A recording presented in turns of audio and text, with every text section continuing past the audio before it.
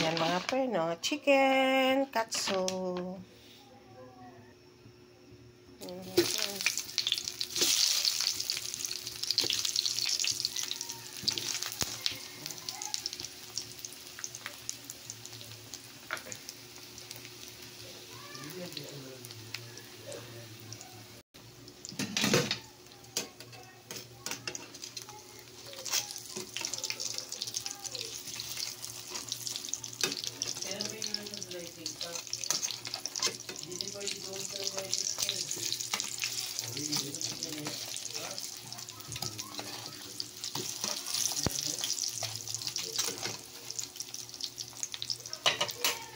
Yan ang ating chicken katsu.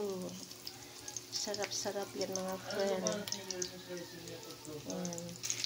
Ayan mga friend, luto ng ating chicken katsu. Ayan, sarap-sarap mga friend. Lagyan na natin sa plato.